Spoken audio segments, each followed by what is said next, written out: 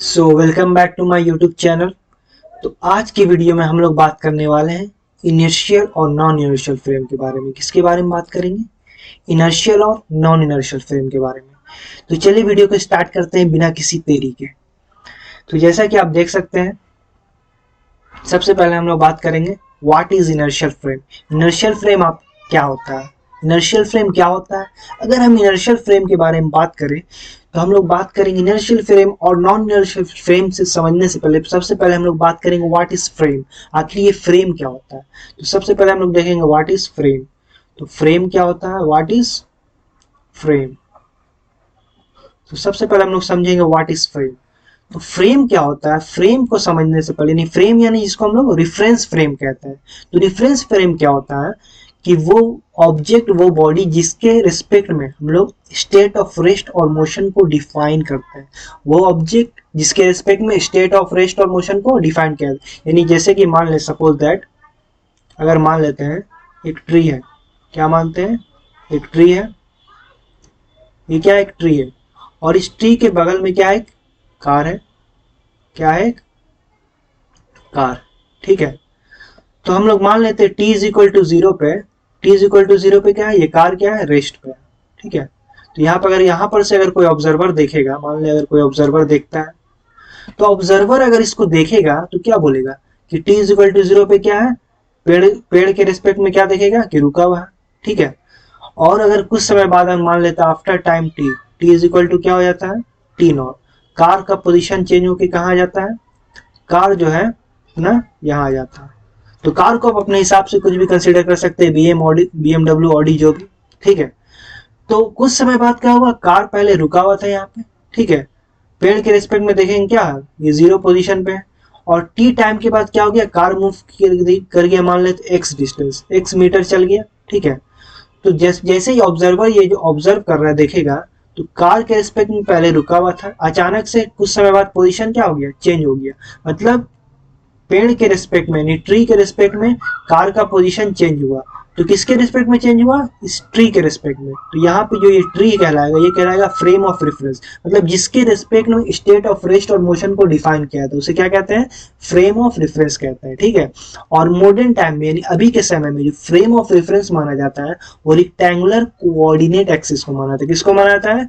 Rectangular coordinate axis को। ठीक है। तो हम लोग समझेंगे रेक्टेंगुलर कोऑर्डिनेट एक्सिस क्या होता है। तो हम लोगों ने कोऑर्डिनेट ज्योमेट्री में पढ़ा होगा, X axis, Y axis, Z axis होता है। जैसे कि अगर हम लोग बात करें तो एक्स एक्सिस, वाई एक्सिस और ये होता है जेड एक्सिस, यानी एक्स, वाई एंड जेड।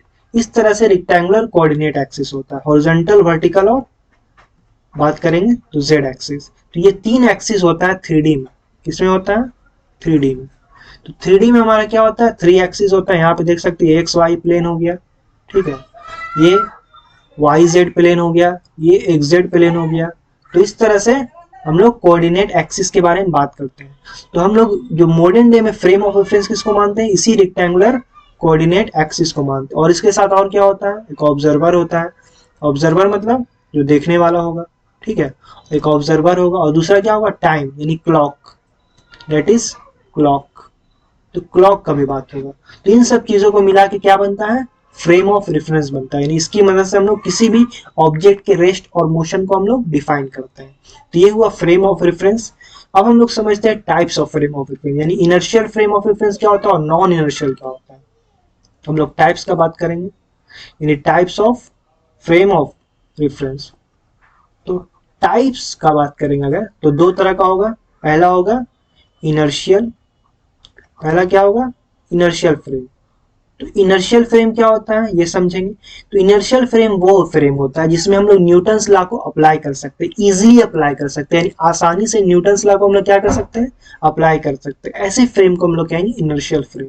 तो what is inertial frame?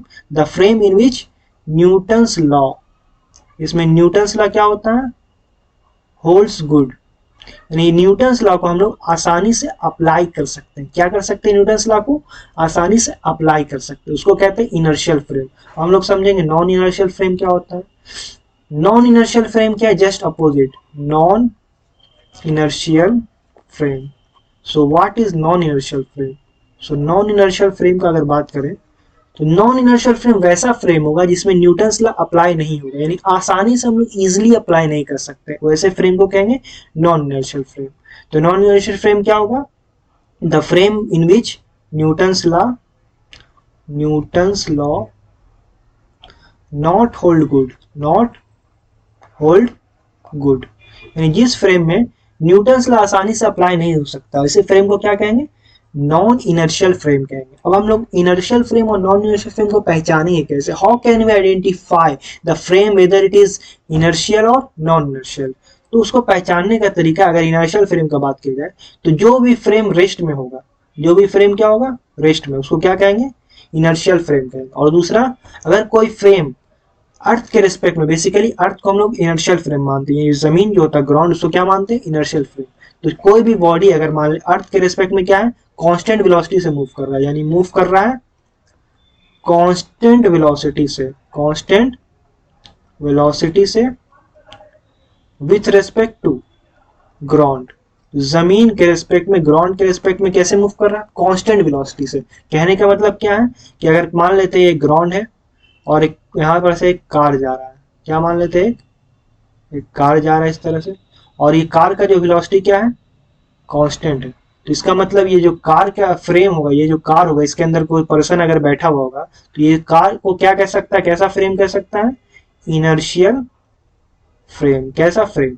Inertial frame. So inertial frame क्या होता है? वैसा फ्रेम जिसमें न्यूटन्स लॉ अप्लाई कर सकते हैं। और क्या इनर्शियल फ्रेम पहचानने का तरीका क्या है कि वैसा फ्रेम जो रुका हुआ रहेगा, रेस्ट में रहेगा, या फिर इसमें कांस्टेंट वेलोसिटी से मूव करेगा। अरे कोई भी फ्रेम कांस्टेंट वेलोसिटी से मूव कर रहा है तो उसे हम लोग क्या कह सकते हैं? इनर्शियल फ्रेम कहेंगे।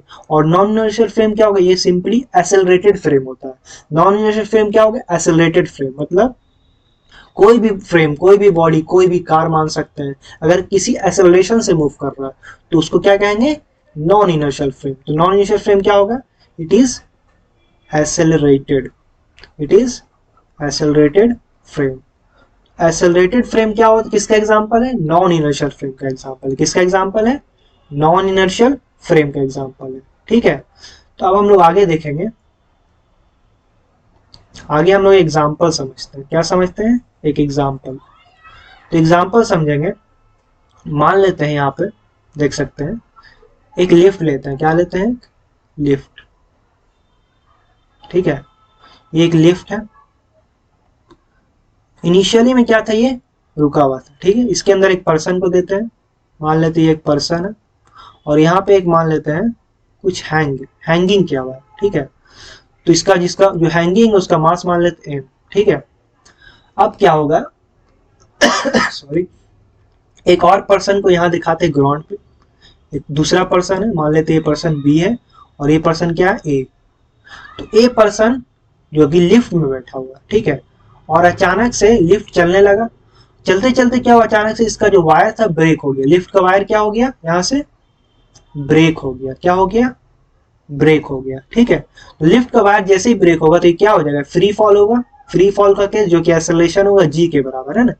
जैसे ही लिफ्ट का जो वायर टूटेगा, है ना, अचानक से ये फ्री फॉल हो जाएगा, जिसका एक्सेलरेशन किसके बराबर हो जाएगा? जी के बराबर होगा। किसके बराबर होगा? जी के बराबर। अब यहाँ पे दो केस होगा, हम लोग क्या करेंगे? एक केस तो होगा ये अंदर वाला पर्सन जो है, इस जो यहाँ पे ये जो कोई भी चीज लटका हुआ है, ठीक है, इसको देखेगा। या दूसरा केस होगा ये बी पर्सन, ये ए पर्सन है और ये बी पर्सन जो कि ग्राउंड पे है, रुका हुआ, खड़ा हुआ, वो देखेगा इसी चीज को जिसका मास एम है, ये जो हैंग किया हुआ। तो दोनों के केस में अगर हम लोग न्यूटन्स लॉ अप्लाई करेंगे एफबीडी बना के, तो क्या आएगा? एफबीडी क्या होता है? Free body diagram. तो पहले हम देखते हैं पर्सन ए के लिए, फॉर ए के लिए, यानी ए पर्सन जब देखेगा इसको तो क्या बोलेगा? ए पर्सन तो दो, ए पर्सन जो है लिफ्ट के अंदर है और ये जो लटक रहा है हैंगिंग जो है, मान लेते हैं कोई लैंप वगैरह, तो ये भी क्या है? लिफ्ट के अंदर। तो दोनों का वेलोसिटी क्या होगा? सेम होगा। और वेलोसिटी जब सेम होगा तो एक्सेलरेशन क्या आएगा? जीरो आएगा। इसका मतलब ए पर्सन तो देखेगा, उसको क्या बोलेगा? Acceleration zero. किसका? ये जो हैंगिंग, ये लटका हुआ चीज है, मान लेते हैं इस तरह का, और ये ऊपर में ये रस्सी का टेंशन क्या होगा? टी होगा। और मान लेते इसका मास एम था, तो इसका वेट क्या लगेगा? नीचे mg लगेगा। ठीक है, ये इसका एफबीडी हो गया। ये क्या हो गया? इसका FBD, that is free body diagram. ठीक है, अब हम लोग देखते हैं क्या ये मूव कैसे कर रहा है? नीचे कर रहा है मूव। है ना, नीचे मूव कर रहा है, ठीक है, कितना ए एक्सेलरेशन से, ए एक्सेलरेशन से नीचे जा रहा है क्योंकि लिफ्ट के अंदर। ए पर्सन जब देखेगा तो उसको क्या बोलेगा कि इसका जीरो एक्सेलरेशन है, क्यों, क्योंकि दोनों का वेलोसिटी तो सेम है, दोनों लिफ्ट के अंदर। जब इसमें हम लोग न्यूटन लॉ अप्लाई करेंगे, न्यूटन से कर क्या होता है, नेट फोर्स बराबर एफ नेट बराबर क्या होता है, एम इंटू ए। तो यहाँ पे तो एक्सेलरेशन हो गया जीरो, तो नेट फोर्स क्या हो जाएगा, एफ नेट बराबर